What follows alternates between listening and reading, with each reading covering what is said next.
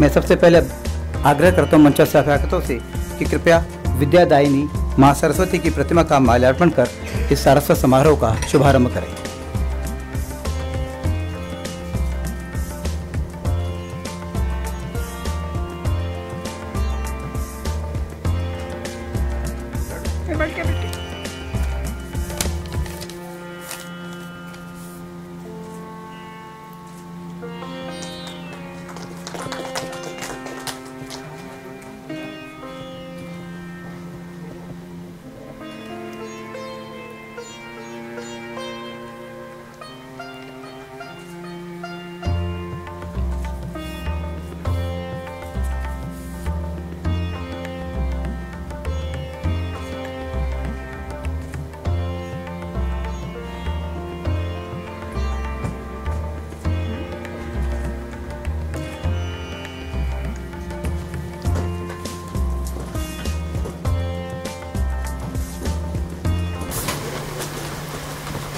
अपने मंचस्थ सभासदों का स्वागत करने के लिए मैं सबसे पहले माननीय श्री मोहन राव भागवत का स्वागत करने के लिए पीयूष जी को आमंत्रित करता हूँ। कृपया आए, पुस्तक संच देकर उनका स्वागत करें, अभिनंदन करें।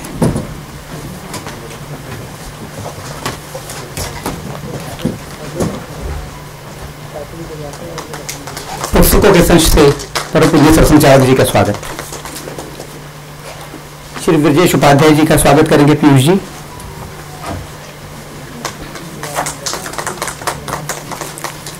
डॉक्टर अनुमान गांगुली जी,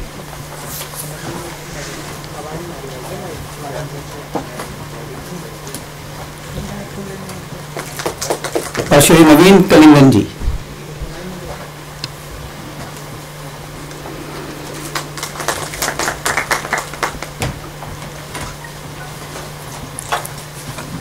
मित्रों, यह कार्यक्रम एक बड़े स्वरूप में हमें करना था, पर कोरोना के कारण हमें इसकी संख्या को बहुत सीमित करना पड़ गया। इसलिए बहुत ही विशिष्ट विभूतियों के बीच में हम यह कार्यक्रम यहाँ संपन्न कर रहे हैं। पर YouTube और Facebook के माध्यम से वर्चुअली हमसे बड़ी संख्या में लोग जुड़ रहे हैं। मैं उन सबका भी हार्दिक स्वागत करता हूँ। भारतीय मजदूर संघ, स्वदेशी जागरण मंच और भारतीय किसान संघ के संस्थापक श्री दत्तोपंत ठेंगड़ी जी का परिचय कराना मानो गागर में सागर भरने का प्रयास जैसा है। मैंने दत्तोपंत जी एक कुशल संगठक, चिंतक, ओजस्वी वक्ता और समाज धर्मी थे। परम पूज्य श्री गुरु जी ने उनके विषय में कहा था, दत्तोपंत जी ने मजदूर क्षेत्र में बड़े काम किए। अपने कार्यकर्ताओं की सहानुभूति और सहायता थोड़ी बहुत होगी ही, परंतु उन्होंने अकेले यह कार्य किया जिसको अंग्रेजी में सिंगल हैंडेड कहते हैं। अपनी परंपरा, अपने हिंदुत्व का स्वाभिमान और उसके साथ स्वतंत्र अस्तित्व, इसी प्रकार से वे भारतीय मजदूर संघ के कार्यकर्ता चलने वाले हों तो उनकी प्रगति होगी और राष्ट्र की प्रगति होगी। माननीय दत्तोपंत जी ने स्वयं अपने लिए कहा था, अपने महान राष्ट्र की आधारशिला का एक लघु पाषाण कण बनकर नींव में गड़े रहना ही मैं पसंद करूंगा। I would prefer to remain a small stone dug and pressed in the foundation of our great national edifice। वे 12 वर्ष राज्यसभा में रहे और समाज जीवन के लगभग सभी बिंदुओं को उन्होंने स्पर्श किया। उन पर अपने प्रखर चिंतन से समाज का प्रबोधन किया। उनके संसदीय भाषणों का संपादन करने का काम शुरू किया था श्री अनिल माधव दवे जी ने। उसी परंपरा के थे जिस परंपरा के माने दत्तोपंत जी थे। राज्यसभा में रहते हुए उनके मन में विचार आया कि दत्तोपंत जी के सभी संसदीय भाषणों को संकलन करके पुस्तकाकार में प्रकाशित करना चाहिए। दुर्भाग्य से वे हमारे बीच में चले गए और ये काम छूट गया। तब माननीय दत्ता जी ने अनिर्बान जी को इस काम को सौंपा। नवीन कलिंगन जी शुरू से इस कार्य में उनके साथ लगे थे, शोध और सब चीज़ों को संकलित करने में। तो आज ये सौभाग्य है कि ये काम संपन्न हुआ। उसके इस कार्य को निष्पादित करने में जिन लोगों ने भी बहुत महत्वपूर्ण भूमिका की है, मैं उन सबके प्रति अपना धन्यवाद व्यक्त करता हूँ। अजय क्षण आ गया है जिसके लिए हम यहाँ एकत्र हुए हैं। मैं परम पूज्य सरसंचालक जी से आग्रह करता हूँ कि माननीय दत्तोपंत जी की संसदीय भाषणों का संकलन Dattopant Thengadi the activist parliamentarian का लोकार्पण कर अनुग्रहित करें।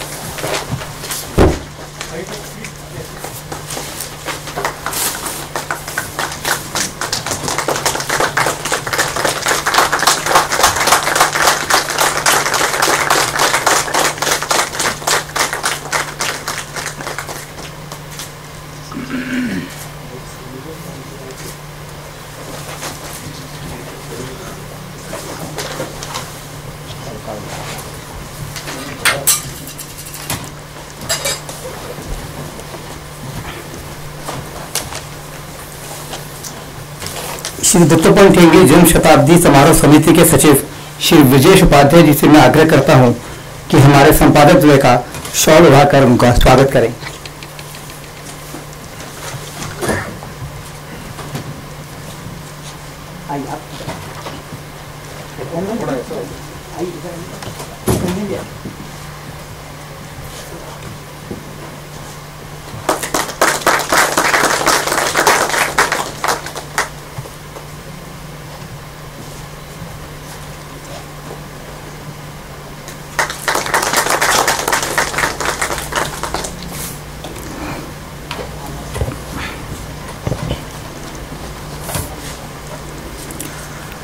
मानव मात्र के कल्याण हितार्थ जो संगठन कृत संकल्पित है, जो सामाजिक समरसता के लिए प्रतिबद्ध है, जिसकी नीतियां सेवा, करुणा, पारस्परिकता, सहानुभूति जैसे जीवन मूल्यों से संचालित होती हैं, ऐसे राष्ट्रीय स्वयंसेवक संघ के परम पूज्य सरसंचालक माननीय श्री मोहन राव भागवत का प्रेरक और सौम्य व्यक्तित्व आज राष्ट्रवादी चिंतन का केंद्र बिंदु है। उनके चिंतन परक विचारों से समाज को दशा दिशा मिलती है और कोटि कोटि भारतीयों को मार्गदर्शन। मैं माननीय मोहन राव भागवत से आग्रह करता हूँ, कृपया अपने उद्बोधन से हमारा मार्गदर्शन करें। परम पूज्य सरसंचालक।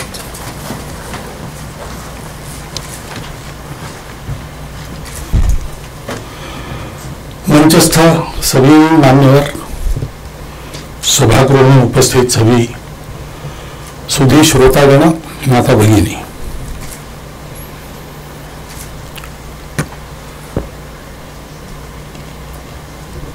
दत्तोपंत जी के विचारों पर उन्होंने यहाँ राज्यसभा में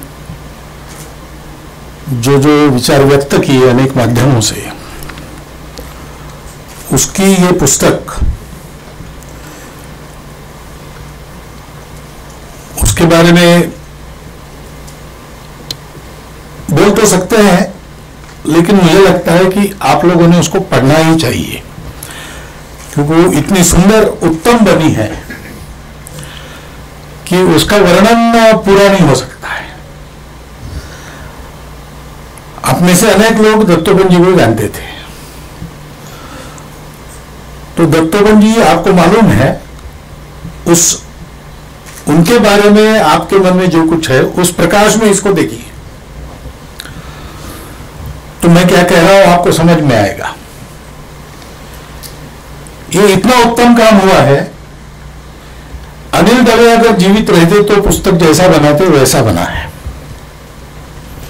क्योंकि अभी कहा गया उसी परंपरा के अनिल जी थे, तो दत्तोपंत जी के मन को स्पर्श करके वो सोच सकते थे। अनिल जी ने और कलिंगन जी ने उसी प्रकार का और सफल प्रयास किया है। उसी परंपरा के लोगों को ये करना आसान है, उस परंपरा में तुलनात्मक दृष्टि से नए ऐसे लोगों को बहुत कठिन है, लेकिन वो कठिन काम उन्होंने परिश्रम पूर्वक साध्य किया है। मैं उन दोनों का और उसको प्रकाशित करने वाले प्रभात प्रकाशन के सभी लोगों का मनपूर्वक अभिनंदन करता हूं। अनिल पांडे ने पुस्तक के बारे में बहुत कुछ बातें बताई है। एक सुधार केवल मैं करता हूं, कहते कहते उन्होंने किया, विजयादशमी के भाषण का प्रतिध्वनि दत्तोपंत के विचारों में मिलता है, वो उल्टा है। उनके विचारों का प्रतिध्वनि उस भाषण में सुनाई देता है, क्योंकि दत्तोपंत जी के विचार तो हम जानते हैं और काल सुसंगत है, लेकिन दत्तोपंत जी के विचार, ये दत्तोपंत ठेंगड़ी नाम के व्यक्ति के व्यक्तिगत प्रतिभा का आविष्कार नहीं है। उन्होंने जीवन भर जो तपस्या की, उसके कारण वो एक व्यक्ति नहीं रहे। जैसा अभी कहा गया कि वो भारत के साथ एकाकार हुए, और इसलिए भारत की परंपरा में जो कुछ शाश्वत ज्ञान है उसके साथ भी उन्होंने तन्मयता प्राप्त की, और इसलिए ये सारे जो काल सुसंगत, ऐसा हम कहते हैं, वो काल सुसंगत में वो शाश्वत विचार है, वो त्रिकालाबाधित विचार है, सदा सर्वदा वो सत्य रहेंगे। उसके आधार पर आज के जो प्रश्न है, आज की समस्या है, उनको निर्देशित करने का काम ये उस समय के व्यक्ति को करना पड़ता है। लेकिन जिसको करना पड़ता है उसकी तन्मयता अगर उस प्रवाह के साथ है तो वो सहज, पूर्ण और सुंदर होता है। दत्तोपंत जी की जीवन की साधना ये रही है। ऐसा कहा जाता है ना, जीनियस इज 10% इंस्पिरेशन, 90% परस्पिरेशन।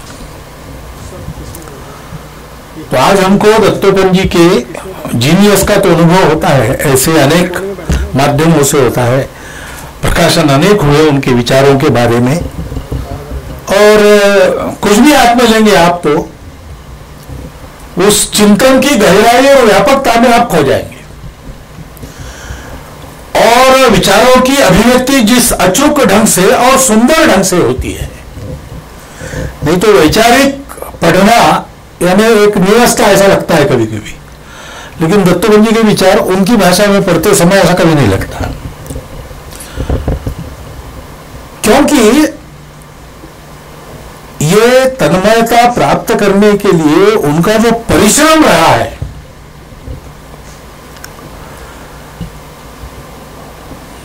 नेता सब जगह जननेता थे वो, मजदूर संघ में काम किया, राज्यसभा में, राजनीतिक क्षेत्र में अनेक वर्ष उन्होंने, और वहां बैठे राज्यसभा में विचार व्यक्त किए, विचार फलीभूत होने के लिए प्रयास भी किए। तो नेताओं में इतनी अध्ययनशीलता आजकल देखने को नहीं मिलती, लेकिन आवश्यक है, क्योंकि नेता सीधा जनता के प्राणों से खेलता है, उसको खेलना पड़ता है, जनता के प्राणों की रक्षा के लिए ही करना पड़ता है। लेकिन अगर ये करना है तो कितना गहन चिंतन चाहिए। फैशनेबल विचारों में बहने वाले वो नहीं थे। एक फैशन चलती है, जैसे बहुत जोर से, और जो विचार आज हमको ये गत महत्व के लग रहे हैं, आज उनका कोई संदर्भ नहीं रहा ऐसा लगता है, लेकिन पिछले 40 साल उसका बहुत जोर से बोलबाला रहा। ऐसा लगा कि अब इन्हीं विचारों का राज्य सारी दुनिया में चलेगा, इन्हीं के अनुसार सब जीवन बनेगा। लेकिन ऐसी अवस्था में भी दत्तोपंत जी जैसे जो चिंतक थे, उन्होंने अपनी भूमिका को रत्ती भर भी इधर से उधर नहीं किया। क्यों नहीं किया? क्योंकि अध्ययन के कारण ये सारी गहराई उनमें थी। भारतवर्ष के इन शाश्वत विचारों का स्पर्श उन्होंने किया था, उस शाश्वत दृष्टि को प्राप्त करके किया था। और इसलिए नित्य और अनित्य, तात्कालिक और शाश्वत, आज का और बाद का, ये एक साथ वो देख सकते थे। हमारे दूसरे हमारे कार्यकर्ता थे मोरोपंजी पिंगले, इसका वर्णन करते हैं ये बायफोकल विजन है। तो अभी का यहां जो है वो, और आगे 50 साल के बाद क्या होगा, उसमें क्या होना चाहिए, वो दोनों एक साथ देखने की क्षमता है। ये समग्रता दृष्टि में आती है। वो उन्होंने बहुत कठिन परिश्रम से, कितना बड़ा व्यासन किया होगा, यानी वेद उपनिषदों की और सारी विचार संपदा से लेकर तो खलील जिब्रान की रुबाइयों तक उनका कंठस्थ रहता था। अब ये कोई जन्मता नहीं आता है। हाँ, अलौकिक स्मरण शक्ति जन्म से प्राप्त होती है, हुई थी उनको। इतनी एक धारणा शक्ति, सारा ज्ञान एक साथ आकलन उसका करके धारण करने की शक्ति, वो, लेकिन वो प्राप्त करने के लिए जो परिश्रम करना पड़ता है वो कितना होता है, जीतो और परिश्रम। और वो कोई स्कॉलर के नाते किसी यूनिवर्सिटी में जाकर कमरे में बैठकर कागज लेके नहीं एक कर्मी को उद्युत हुए। वो तो सर्वसामान्य लोगों के खुशहाली के लिए प्रयास करने वाले जनसंगठन में 24 घंटा ऐसा काम करते करते उन्होंने ये किया है। तो जो सुनाई पड़ा उसका भी उन्होंने विचार किया होगा, जो दिखाई दिया उसको भी उन्होंने प्राप्त किया होगा, और जो अनुभव हुआ वो भी उन्होंने लिया होगा। क्षणशः कणशः चैव विद्याम अर्थम च साधयेत्। विद्या प्राप्त करनी है तो कणकण भी जहां से मिलता है वहां से, और प्रत्येक क्षण उसको विद्या को प्राप्त करने में लगाना। ये जो सुभाषित है उसको चरितार्थ करने वाले हमारे लोग थे।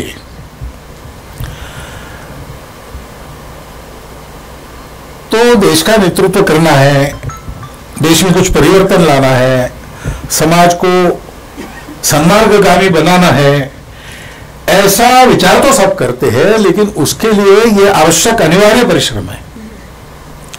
नहीं तो करने जाएंगे कुछ और होगा कुछ। केवल उद्देश्य ठीक होने से काम नहीं चलता। ये सब प्राप्त करना पड़ता है, वो उन्होंने किया। पुस्तक में भी आप अगर पढ़ेंगे कितने विषय राज्यसभा में उन्होंने डील किए। अच्छा, तो वो वहां चुने गए थे भारतवर्ष के मजदूरों के प्रतिनिधि के नाते, लेकिन केवल वहां तक मर्यादित तो नहीं रहे, और हर जगह उनका इंटरवेंशन बहुत सार्थक ऐसा है। और इसलिए विचार पटलों के सारे रंग उनके लिए अनुकूल हो जाते थे। सब प्रकार के उनका एक मान था सर्वत्र। ये परिश्रम आज हमको चाहिए, वो जरा यानी अभाव से ही आजकल दिखता है। पुस्तक में दत्तोपंत जी का विषयों के बारे में चिंतन क्या होता, ये तो हम पढ़ेंगे। दत्तोपंत जी के व्यक्तित्व, कर्तृत्व, नेतृत्व और प्रतिभा, इनका तो दर्शन हम करेंगे, लेकिन वो तो हर एक का अपना अपना होता है। हर एक का अपना अपना जितना परिश्रम और जितनी शक्ति है उतना वो होता है।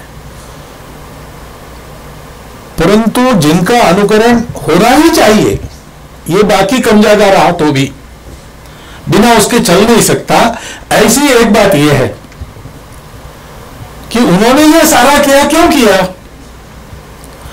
तो उनके सामने दूसरा कुछ नहीं था। उनका जीवन ये इस देश, धर्म, संस्कृति, समाज के लिए ही था।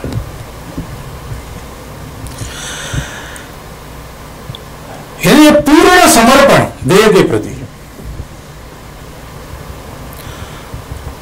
अब ये सारी जो धारा उनको मिली है, जिस शाश्वतता के साथ वो तन्मय हो गए, वो एक चलती आई हुई धारा है। आज भी हम संघ के बारे में भी कहीं कहीं बोलते तो कभी हम रविंद्रनाथ जी का उदाहरण देते, कभी हम विवेकानंद जी को उद्धृत करते, कभी गांधी जी को लोग समझते हैं कि ये अप्रोप्रिएट कर रहे हैं। अप्रोप्रिएट नहीं कर रहे हैं। हमारे देश के समस्त महापुरुषों ने जिस अपने राष्ट्रत्व की एक सनातन चलती आई हुई अखंडित धारा को समझा, अनुभव किया और उसके आधार पर अपने विचार रखे, उस धारा में ही दत्तोपंत जी थे। और वो कहते थे कि अपने देश में एक पागलों की जमात है, मैं उसका सदस्य हूं और हम लोगों को संघ के बौद्धिक करूंगी, हम उस पागल परंपरा के सदस्य हैं। यानी पिताजी खुद कह रहे हैं कि मुझे जो वचन मैंने दिया था उसका बोझ तुम पर नहीं है, तुम ये राज्य ले लो। जिसके लिए वनवास में भेजा जा रहा है वो छोटा भाई आकर कहता है कि ये राज्य तुम ले लो, मुझे नहीं चाहिए। फिर भी वचन पर अडिग रहने वाले, इतने अव्यावहारिक वर्तन करने वाले रामचंद्र, उनको क्या आज के चतुराई के जगत में पागल ही कहा जाएगा? अच्छे खासे द्वारकाधीश बने थे, वहां से आकर ये धर्म अधर्म के पचड़ में पड़कर इतना बड़ा संहार रचना और अंत में अपने कुल को भी मिटा देना, ये करने वाले कृष्ण तो आज के व्यावहारिक जगत में 5 साल 10 साल अवसर मिल गया तो पूरा जीवन 7 पीढ़ियों तक का बनाने वाले लोग, चतुर लोग जिसमें रहते हैं, वहां इन लोगों को पागल, वो कहती थी हमारी पागलों की परंपरा है। ये पागलपन बचपन से उनके दिमाग पर सवार था और इसलिए उन्होंने दूसरे किसी बात का विचार ही नहीं किया, देने का ही विचार किया, समाज के लिए देना है। और सौभाग्य से ऐसे प्रतिभाशाली व्यक्तित्व के देने को ये समाज मिला जिस पर समाज की परंपरा केवल अपना नहीं सोचती, विश्व का सोचती, और जिसके सोचने का आधार आत्मीयता है। उस आत्मीयता का तो साक्षात उनका जीवन है। मैंने उनको 3 महापुरुषों का बहुत निकट सान्निध्य मिला, डॉक्टर हेडगेवार, पूजनीय श्री गुरुजी और पूजनीय डॉक्टर बाबा साहब आंबेडकर। उनका मन मस्तिष्क इन तीनों से बहुत प्रभावित था, क्योंकि इनको उन्होंने विचारक, कार्यकर्ता, नेता इस नाते भी देखा होगा, लेकिन एक मनुष्य का नाते उन्होंने देखा। उन्होंने कहा एक बार कि मनुष्य को केवल रिकॉर्ड्स के आधार पर नहीं समझा जाता। मनुष्य जिस परिस्थिति में होता है उस परिस्थिति में वो क्या करता है, क्या उसको वो नहीं कर सकता है और क्या उसको करना पड़ता है, ये उसको उस समय निकट से देखने वाले लोग ही जानते हैं। केवल कागजों के आधार पर किसी व्यक्ति का मूल्यमापन सही नहीं होता है। ऐसा निकट से इन तीनों को उन्होंने देखा था और इसलिए उनके मन में ये देने की ही बात पहले से थी, देना ही देना है, लेना कुछ नहीं है। और वे समझ गए थे कि पूज्य डॉक्टर बाबा साहब अम्बेडकर ने अपने समाज को संघर्ष के लिए उद्युक्त किया।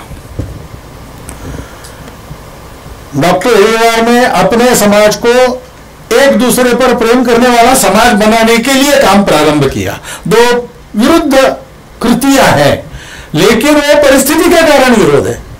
प्रेरणा तो सबकी एक थी, शुद्ध सात्विक प्रेम, अपार आत्मीयता। गुरुजी ने एक बार पूछा, वो जब राज्यसभा में नियुक्त हुए, गुरुजी को मिलने के लिए गए तो गुरुजी ने उनको पूछा कि कितने मजदूर होंगे जिनका आप प्रतिनिधित्व कर रहे हैं? तो उन्होंने कहा मेरे कॉन्स्टिट्यूएंसी को गिनते तो 30,000 की संख्या आती है। तो गुरुजी ने कहा कि इन 30,000 आपके मतदाताओं के या जिनका प्रतिनिधित्व कर रहे हैं उनके बारे में आपके मन में उनकी माता का उनके बारे में जैसा भाव होगा वैसा भाव है कि नहीं? अगर ये नहीं है तो फिर उसमें तुम काम नहीं कर सकते। दत्तोपंत जी ने स्वयं कहा है कि मैंने प्रामाणिकता से उत्तर दिया कि ऐसा मैं नहीं कह सकता, लेकिन बाकी उन्होंने बताया नहीं, लेकिन हमने देखा है कि उसका चिंतन करते हुए ऐसा भाव अपने मन में सदैव जागृत रहे, ये तपस्या उन्होंने की। और इसलिए जनता के सुख दुखों से एकरूप होकर उसके लिए सारा करना। अब ऐसा जो सामाजिक राजनीतिक सब क्षेत्रों में और समाज को ले जाने वाले लोग रहते हैं, उनमें ये आत्मीयता है क्या? कोई प्रतिक्रिया नहीं थी, कोई विरोध नहीं था, स्वार्थ वगैरह तो बातें बिल्कुल ही नहीं थी, उसके बारे में कोई बोलना ही नहीं चाहिए। परंतु इस आत्मीयता से अपने समाज के लिए उस समाज का नेतृत्व करने वाले नेता, इसकी भी बहुत आवश्यकता है। संक्रमण काल है, उत्थान काल है देश का, और सारे विश्व को हमारे द्वारा पथ प्रदर्शन होने की आवश्यकता ध्यान में आ रही है। हम वैसे ऊंचे उठे तो ले जाने वालों के मन में ये आत्मीयता चाहिए।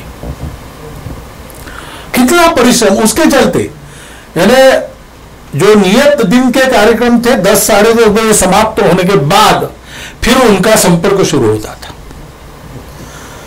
और छोटा सा एक टिन लगाकर झोपड़ी है, वहां एक कार्यकर्ता रहता है, उसके घर भी रात को जाएंगे, 11:30 12 बजे भी जाएंगे, हालचाल पूछेंगे, आधा कप चाय मिली तो पिएंगे, चलेंगे। मैं 4-5 बार उनके साथ इस उनके प्रवास में गया हूं। दिन भर व्यस्त कार्यक्रम रहा है, वास्तव में विश्राम की आवश्यकता है, लेकिन स्कूटर लेके उनके साथ जा रहा हूं, और 1:30-2 बजे वापस आएंगे, 4 बजे फिर से वो तैयार है।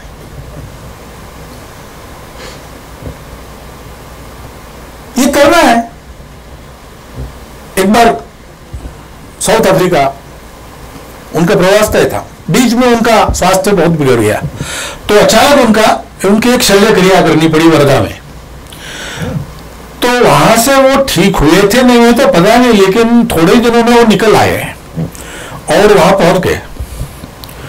वहां के कार्यकर्ता ने मुझे बताया, अब ये कहीं प्रकाशित नहीं है, और उसने मुझे बताया, वो है अभी भी, उसने मुझे बताया कि मैं एयरपोर्ट से उनको लाने गया, तो एस्केलेटर से वो नीचे आए, मैं लेके चलने लगा, तो बैग देने के लिए उन्होंने हाथ ऐसा किया, तो मैंने देखा कि यहाँ कोई लाल धब्बा है, तो मैंने ध्यान में रखा, उस समय कुछ नहीं कहा। घर पहुंचते ही मैंने कहा दत्तोपंत जी जरा कुछ हुआ है देखिए, तो नहीं, वो जो शल्य क्रिया हुई थी यहाँ पर उसका घाव था, वो शायद वो खुल गया है।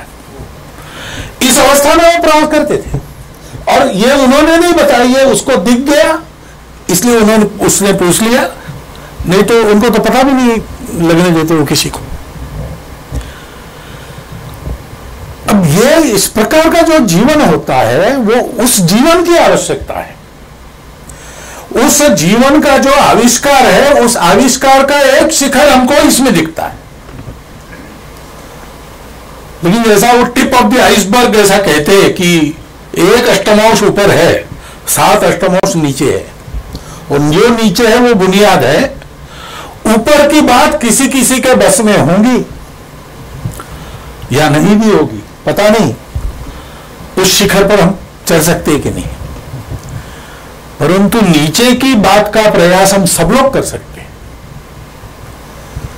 और उसमें हमको आगे जाना पड़ेगा, क्योंकि वो अनिवार्य बात है। बाकी सारी बातें वो समर्पण अगर है तो वो प्राप्त होती है। Where there is a will, there is a way। ये जो विल है, वो विल क्यों बनती है? अपना स्वार्थ छोड़कर, सुखों को छोड़कर, पागलों की जमात में शामिल होकर देश के लिए करना, ये क्यों बनता है? इतना प्रचंड व्यासन तो एक जन्म में संभव होगा, ये तभी विश्वास हम कर सकते हैं जब ऐसे लोगों को देखते हैं। हम मान लेते हैं उनको प्राप्त हुआ है, नहीं, उन्होंने परिश्रम पूर्वक प्राप्त किया। वो परिश्रम करने की बुद्धि क्यों होती? ऐसी बुद्धि होने के लिए जो आत्मीयता है, वो आत्मीयता कहां से उपजती है? उसकी सबको आवश्यकता है, बिना उसके बाकी बातें हो नहीं सकती। हम अपने लिए नहीं जीते, हम अपनों के लिए जीते, ऐसा नानाजी ने कहा था। ये सब उसी पागलों की जमात में शामिल लोग हैं। इनके सबके जीवन का एक आधार स्वर था, मेरा अपना समाज, मेरा अपना देश। और जिस देश को और जिस समाज को मेरा अपना कहते थे, उस देश का ये मंत्र है, विश्व सारा मेरा कुटुंब है। उस अपनेपन से, उस शुद्धता से, अपने लिए कुछ किया नहीं, अपने भी यानी प्रारंभ के दिन संघ पर एक घृणित प्रतिबंध लादा गया और संघ के स्वयंसेवकों ने संघर्ष करके उसमें से मुक्ति पाई। 48 में, 49 में मुक्त हुए। संघ के स्वयंसेवक समाज जीवन के अन्य अन्य क्षेत्रों में जाकर काम करने लगे। उसके बाद उस पीरियड में ये शुरू हुआ था। ऐसे समय में और दत्तोपंत जी को भेजा गया।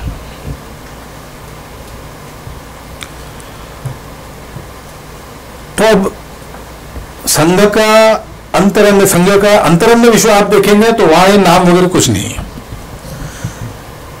संघ के कुछ टीकाकार कहते हैं कि संघ बिन चेहरे के आदमी उत्पन्न करता है।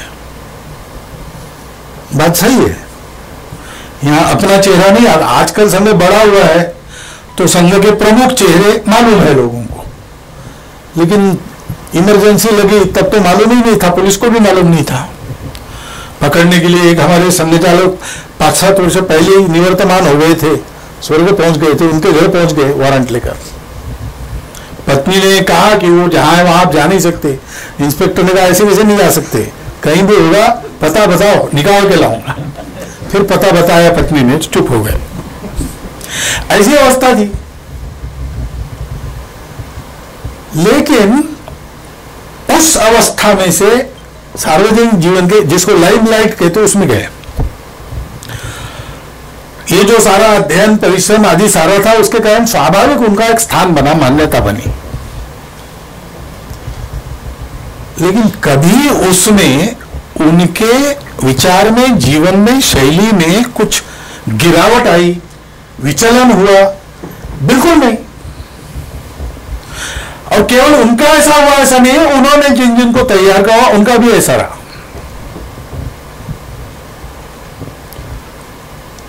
अब ये यानी उन दिनों में पूजनीय गुरु जी के बौद्धिक वर्गों में जब संघ के स्वयंसेवक ऐसे जा रहे थे या भेजे जा रहे थे, कच्छप देवयानी की कथा आती है कि वहां भेजा गया कच्छ को, और उन राक्षसों की संगति में रहकर देवयानी की प्रेम को पाकर भी वो वहां भूला, वो वापस आ गया, साप लिया देवयानी से, लेकिन अपनी विद्या का उपयोग जिसके लिए ऐसा अडिग रहना चाहिए। फिर ये वर्णन करते थे गुरु जी, घटनायक है हमारे लोग। फिर हमारे लोग ये संघ के अन्य अन्य क्षेत्रों में राजदूत है या संघ के सेनापति है।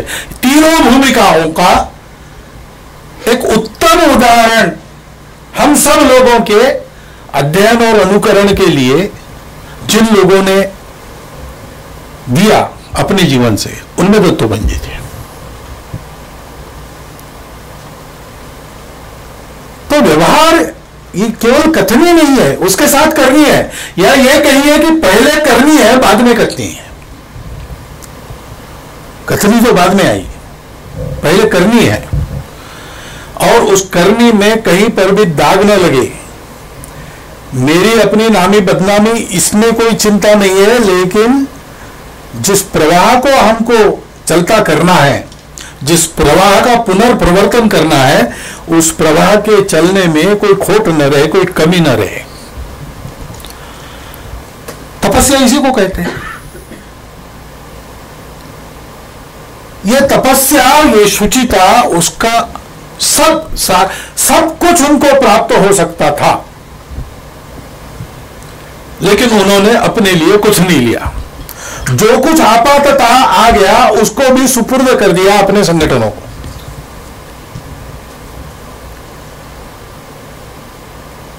और एक जो मुख्य हमको विचार के नाते जो सोचनी है कि पिछले 100-200 साल में बहुत ऊपर ऊपर विचार करके निर्णय निष्कर्ष निकालने की एक फैशन हो गई।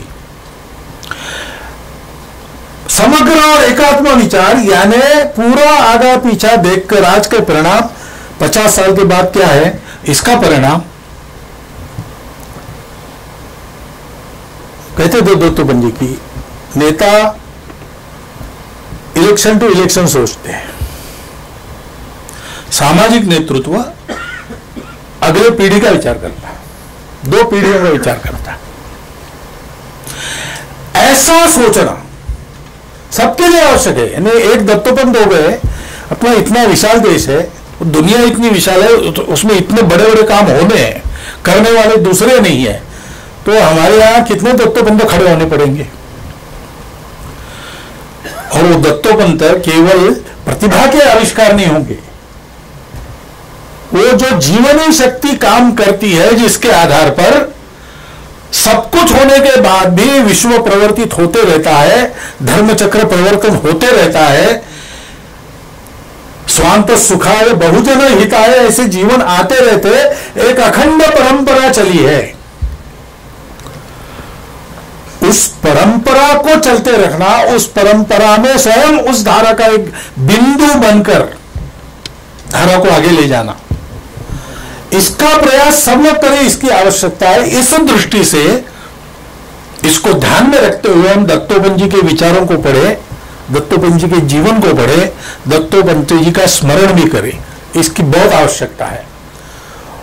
और मुझे बहुत आनंद होता है कि ये पुस्तक हुआ, ये केवल रिकॉर्ड नहीं है, नहीं तो ऐसा आसान है, राज्यसभा में रिकॉर्ड है, उसको एडिट करो, लेकिन केवल ऐसा नहीं है, उसको इस बात का स्पर्श हुआ है। और इसलिए मुझे लगता है कि यह पुस्तक इस प्रकार के धारा को आगे ले जाने वाले बिंदु बनने की प्रेरणा देने के लिए अत्यंत उपयुक्त पुस्तक होगी। और इसलिए हम तो इसको लेंगे और पढ़ेंगे ही, इसका जितना प्रचार प्रसार हो सकता है उतना भी आप कीजिए, क्योंकि वो केवल प्रभात प्रकाशन में कुछ अच्छा करना ऐसा नहीं होगा, तो अपने देश में एक प्रेरणा जगाने का जो प्रयास चल रहा है, महाप्रयास, उसमें ये भी एक सहायक ऐसा प्रयास होगा। और इसलिए उस प्रयास को करने की विनंती मैं आपके सामने रखता हूं और मेरा वक्तव्य पूर्ण करता हूं।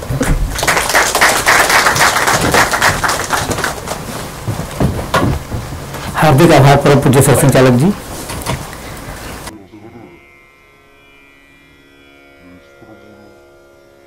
Vande Mataram,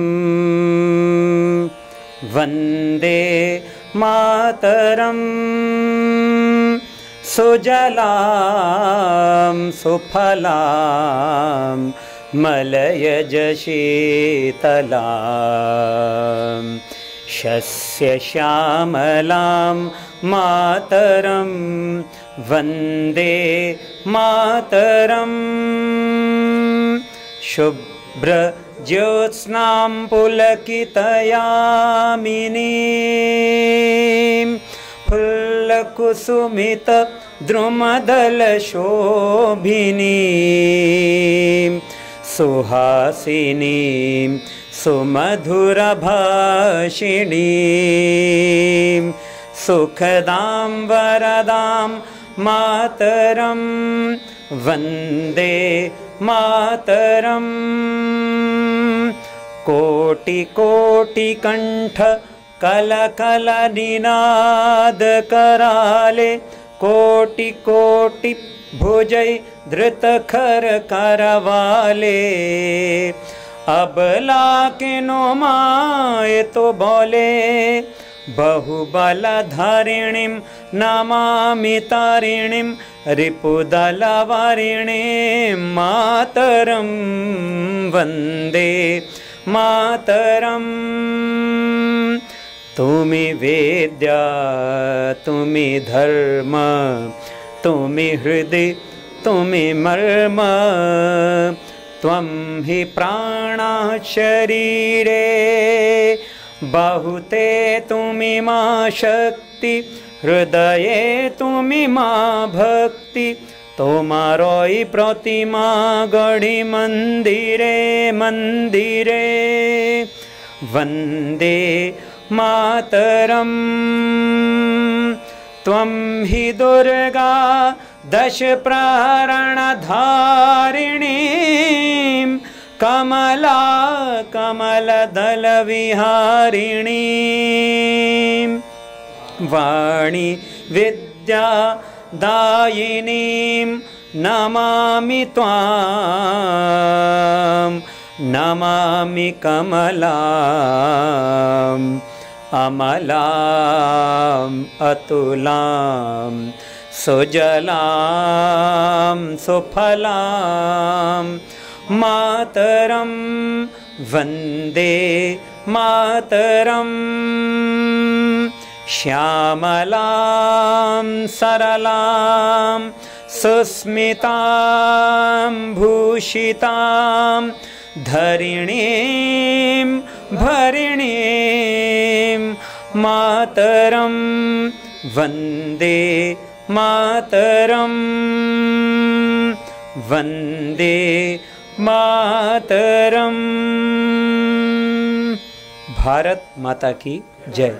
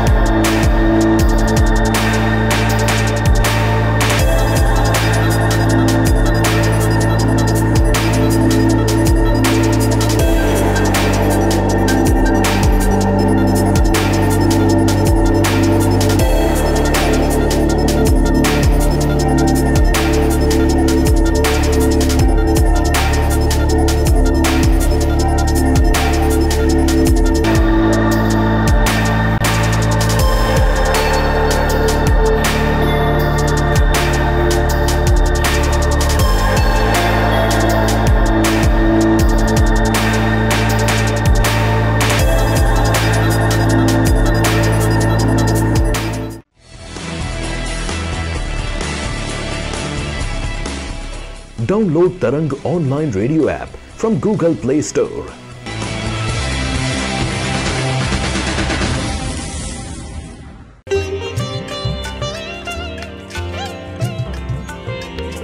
You are listening to Tarang Devotional Online Radio.